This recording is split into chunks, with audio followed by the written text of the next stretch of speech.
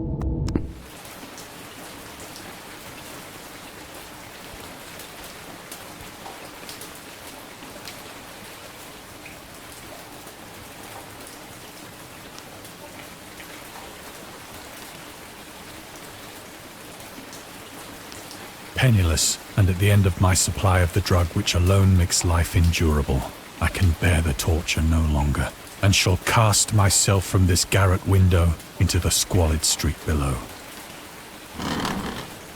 Do not think from my slavery to morphine that I am a weakling or a degenerate. When you have read these hastily scrawled pages, you may guess, though never fully realize, why it is that I must have forgetfulness or death.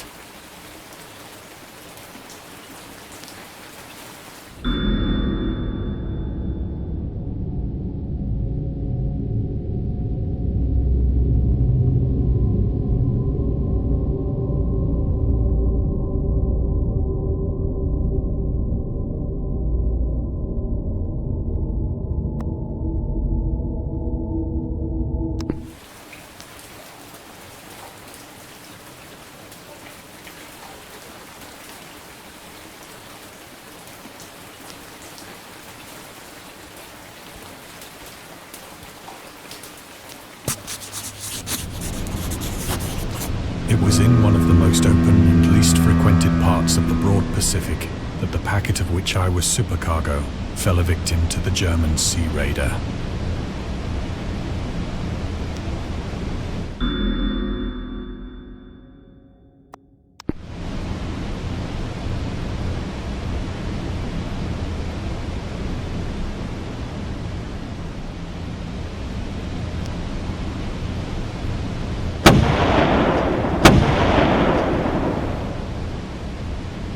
The Great War was then at its very beginning, and the ocean forces of the Hun had not completely sunk to their later degradation, so that our vessel was made a legitimate prize, whilst we of her crew were treated with all the fairness and consideration due us as naval prisoners.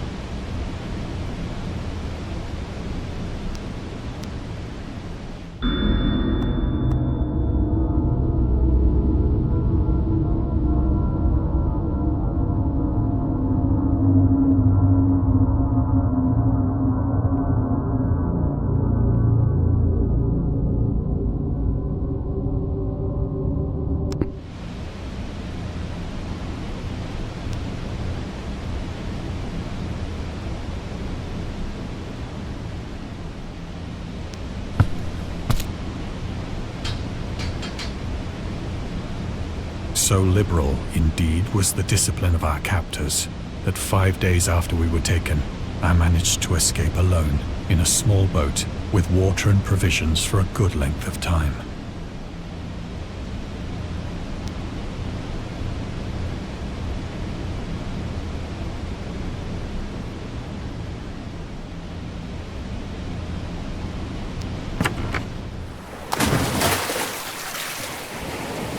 When I finally found myself adrift and free, I had but little idea of my surroundings.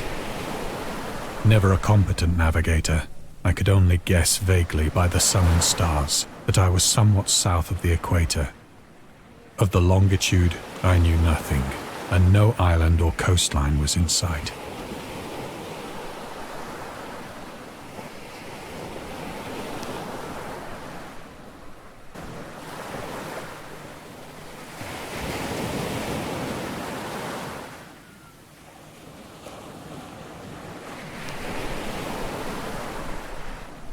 The weather kept fair, and for uncounted days I drifted aimlessly beneath the scorching sun, waiting either for some passing ship or to be cast on the shores of some habitable land.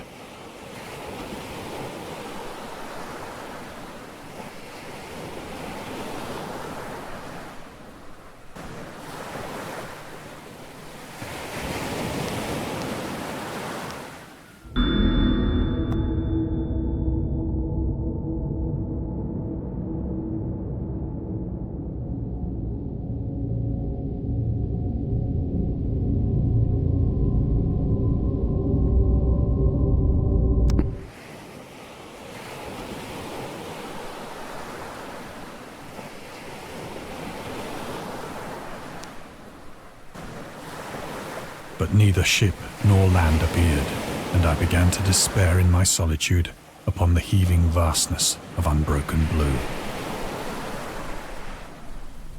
The change happened whilst I slept. Its details I shall never know, for my slumber, though troubled and dream-infested, was continuous.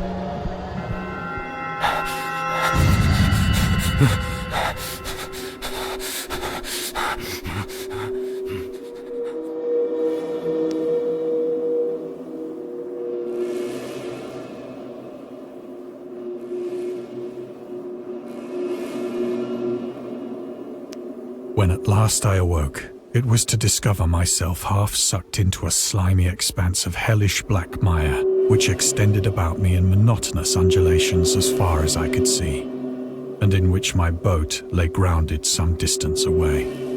Though one might well imagine that my first sensation would be of wonder at so prodigious and unexpected a transformation of scenery, I was in reality more horrified than astonished.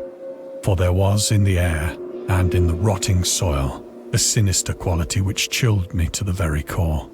The region was putrid with the carcasses of decaying fish and of other less describable things which I saw protruding from the nasty mud of the unending plain. Perhaps I should not hope to convey in mere words the unutterable hideousness that can dwell in absolute silence and barren immensity. There was nothing within hearing, and nothing in sight, save a vast reach of black slime. Yet the very completeness of the stillness and the homogeneity of the landscape oppressed me with a nauseating fear. The sun was blazing down from a sky which seemed to me almost black in its cloudless cruelty, as though reflecting the inky marsh beneath my feet.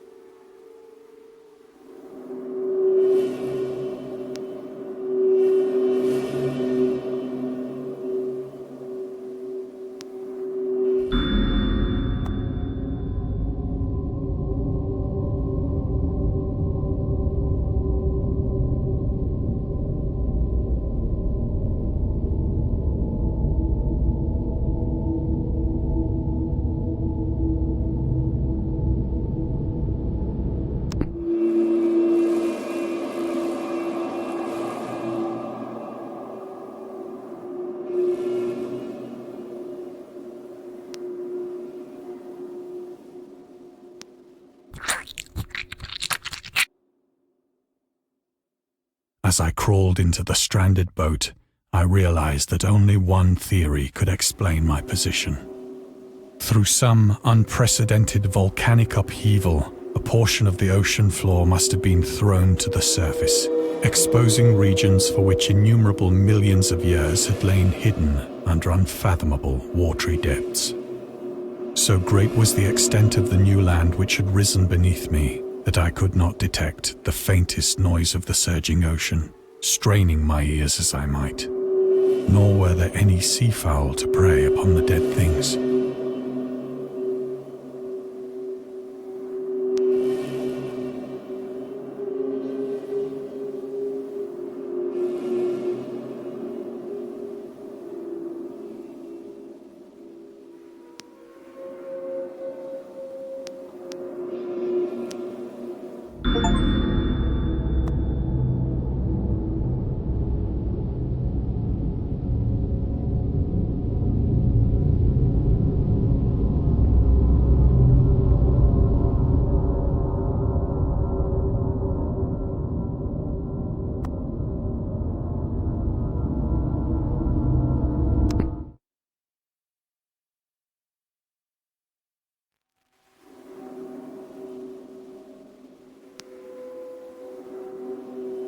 For several hours I sat thinking or brooding in the boat, which lay upon its side and afforded a slight shade as the sun moved across the heavens. As the day progressed, the ground lost some of its stickiness and seemed likely to dry sufficiently for traveling purposes in a short time. That night I slept but little, and the next day I made for myself a pack containing food and water, preparatory to an overland journey in search of the vanished sea and possible rescue.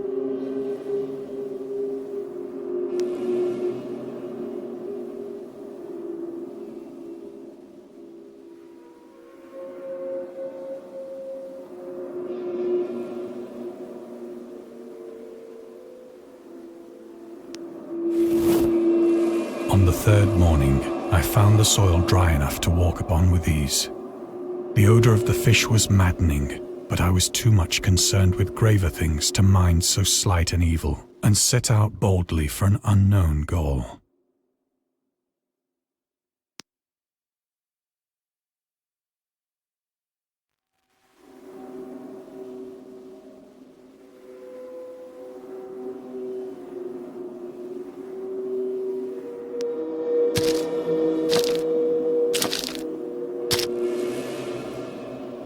All day I forged steadily westward, guided by a faraway hummock which rose higher than any other elevation on the rolling desert.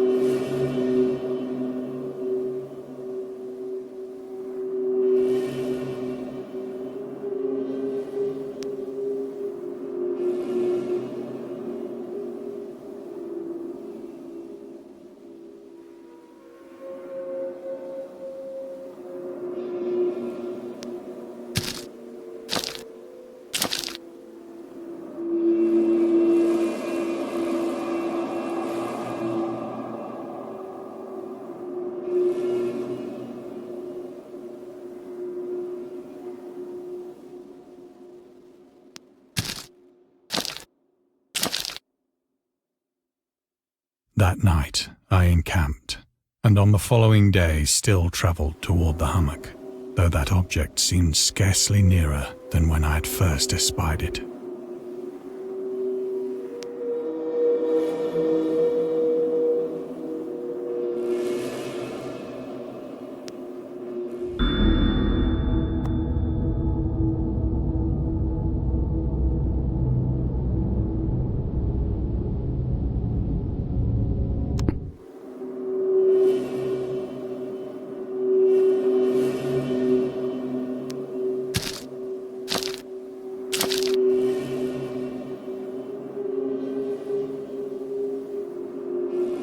By the fourth evening, I attained the base of the mound, which turned out to be much higher than it had appeared from a distance, an intervening valley setting it out in sharper relief from the general surface. Too weary to ascend, I slept in the shadow of the hill. I know not why my dreams were so wild that night, but ere the waning and fantastically gibbous moon had risen far above the eastern plain, I was awake in a cold perspiration, determined to sleep no more. Such visions as I had experienced were too much for me to endure again, and in the glow of the moon I saw how unwise I had been to travel by day. Without the glare of the parching sun, my journey would have cost me less energy. Indeed, I now felt quite able to perform the ascent which had deterred me at sunset. Picking up my pack, I started for the crest of the eminence.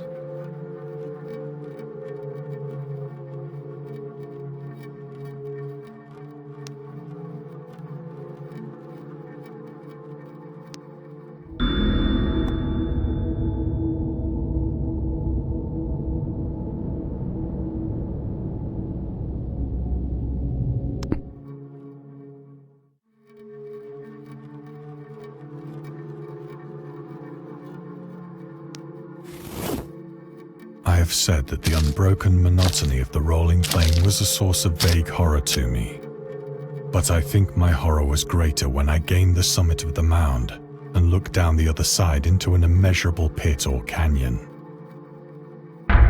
whose black recesses the moon had not yet soared high enough to illumine. I felt myself on the edge of the world, peering over the rim into a fathomless chaos of eternal night. Through my terror ran curious reminiscences of Paradise Lost, and of Satan's hideous climb through the unfashioned realms of darkness. As the moon climbed higher in the sky, I began to see that the slopes of the valley were not quite so perpendicular as I had imagined.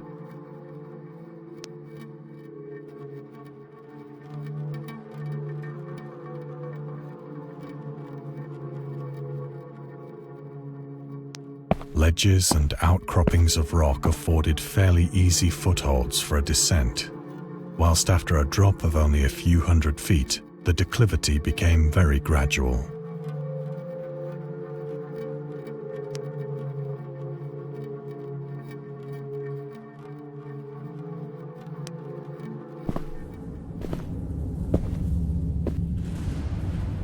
Urged on by an impulse which I cannot definitely analyze, I scrambled with difficulty down the rocks and stood on the gentler slope beneath, gazing into the Stygian deeps, where no light had yet penetrated. All at once, my attention was captured by a vast and singular object on the opposite slope, which rose steeply about 100 yards ahead of me, an object that gleamed whitely in the newly bestowed rays of the ascending moon.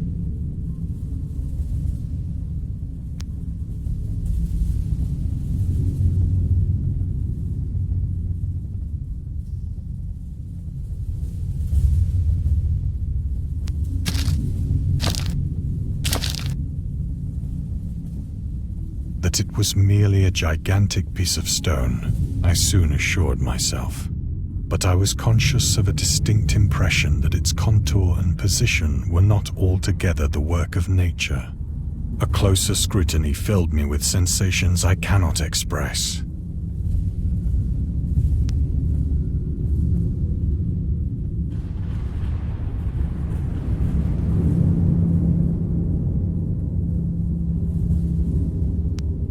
For despite its enormous magnitude and its position in an abyss which had yawned at the bottom of the sea since the world was young, I perceived beyond a doubt that the strange object was a well-shaped monolith, whose massive bulk had known the workmanship and perhaps the worship of living and thinking creatures. Dazed and frightened, yet not without a certain thrill of the scientist's or archaeologist's delight, I examined my surroundings more closely.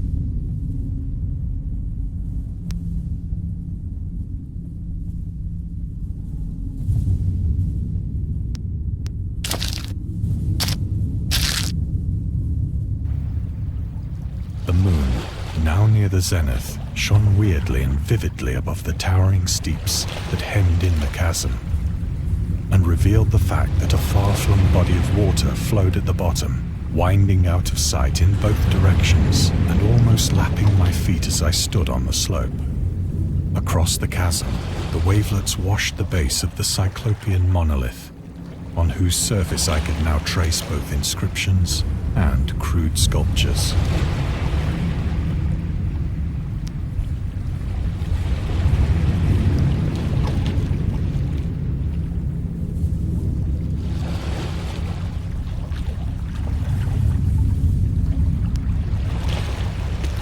The writing was in a system of hieroglyphics unknown to me and unlike anything I'd ever seen in books, consisting for the most part of conventionalized aquatic symbols such as fishes, eels, octopi, crustaceans, mollusks, whales, and the like.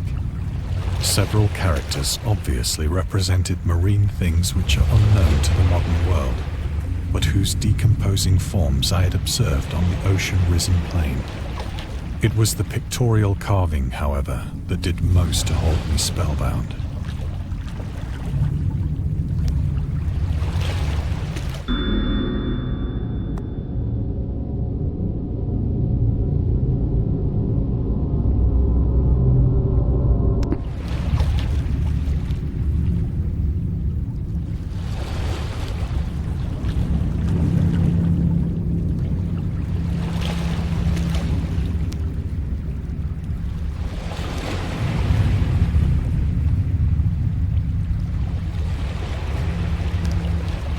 visible across the intervening water on account of their enormous size were an array of bas-reliefs whose subjects would have excited the envy of a Doré. I think that these things were supposed to depict men, at least a certain sort of men, though the creatures were shown disporting like fishes in the waters of some marine grotto, or paying homage at some monolithic shrine which appeared to be under the waves as well. Of their faces and forms I dare not speak in detail, for the mere remembrance makes me grow faint, grotesque beyond the imagination of a Poe or a Bulwer. They were damnably human in general outline, despite webbed hands and feet, shockingly wide and flabby lips, glassy, bulging eyes, and other features less pleasant to recall. Curiously enough, they seem to have been chiseled badly out of proportion with their scenic background, for one of the creatures was shown in the act of killing a whale, represented as but little larger than himself. I remarked, as I say, their grotesqueness and strange size, but in a moment decided that they were merely the imaginary gods of some primitive fishing or seafaring tribe. Some tribe whose last descendant had perished eras before the first ancestor of the Piltdown or Neanderthal man was born.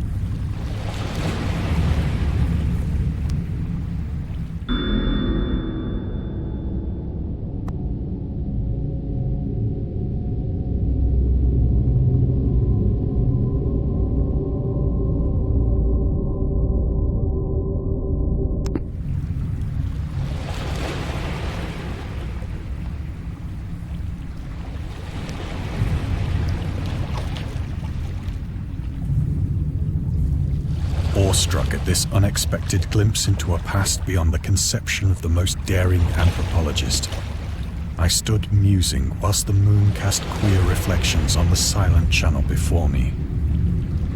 Then, suddenly, I saw it.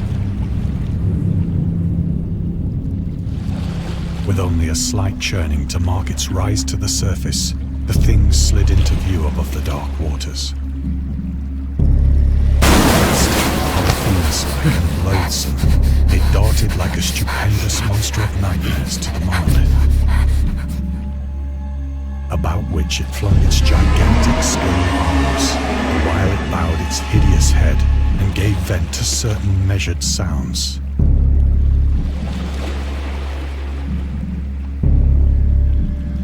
I think I went mad then.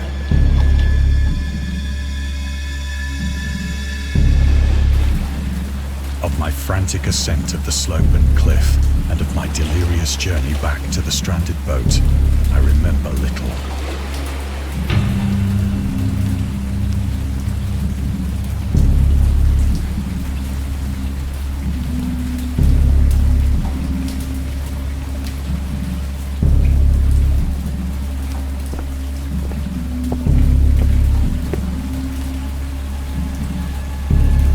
I sang a great deal and laughed oddly when I was unable to sing.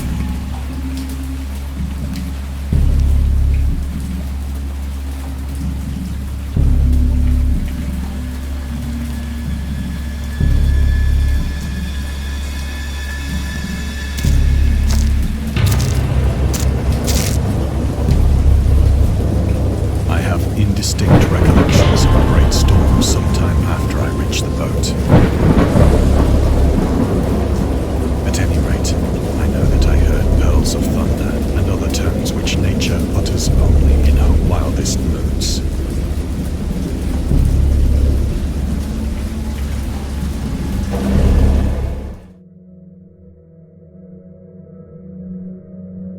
When I came out of the shadows, I was in a San Francisco hospital, brought thither by the captain of the American ship which had picked up my boat in mid-ocean.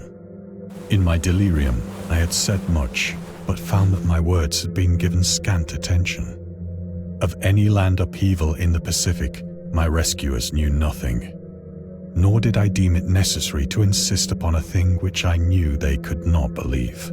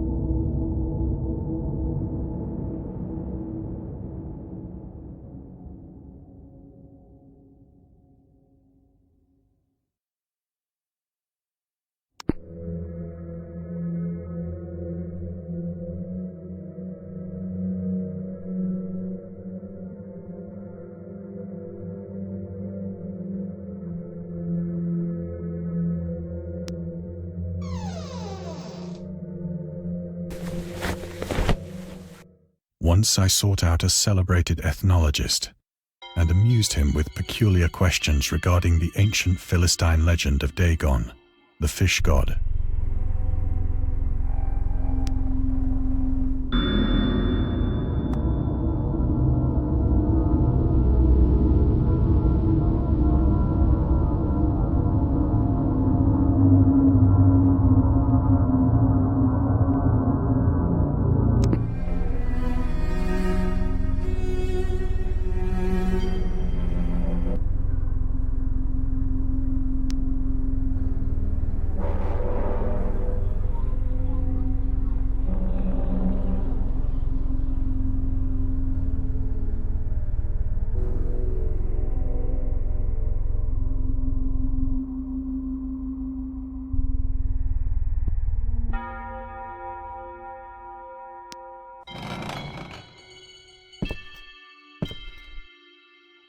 But soon perceiving that he was hopelessly conventional, I did not press my inquiries.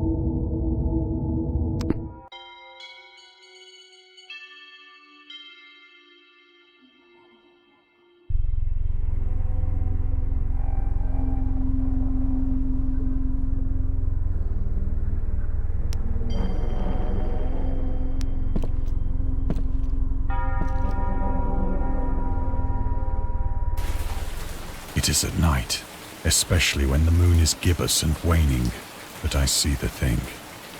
I tried morphine, but the drug has given only transient surcease and has drawn me into its clutches as a hopeless slave. So now I am to end it all, having written a full account for the information or the contemptuous amusement of my fellow men.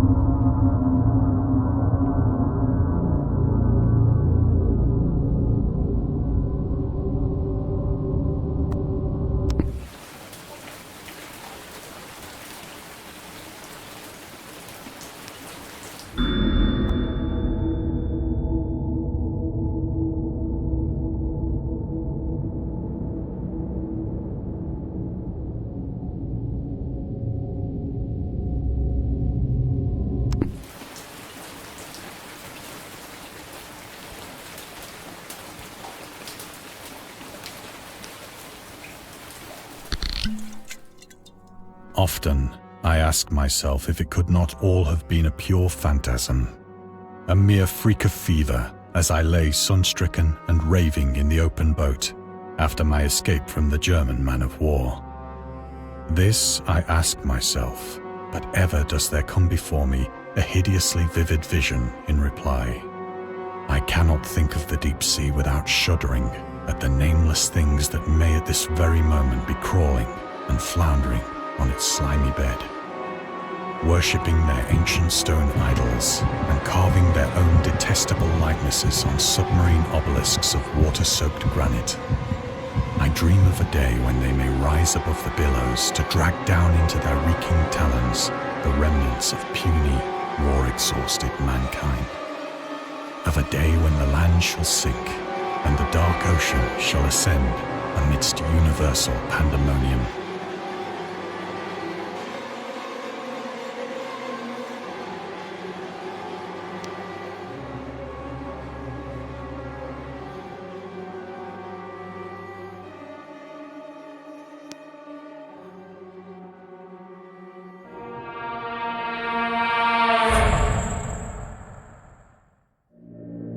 The end is near. I hear a noise at the door, as of some immense slippery body lumbering against it.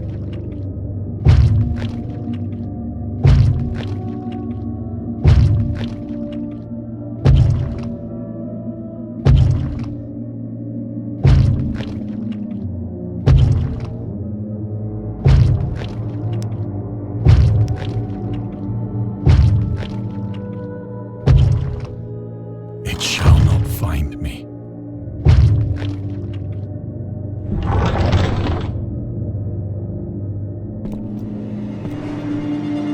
God, that hand!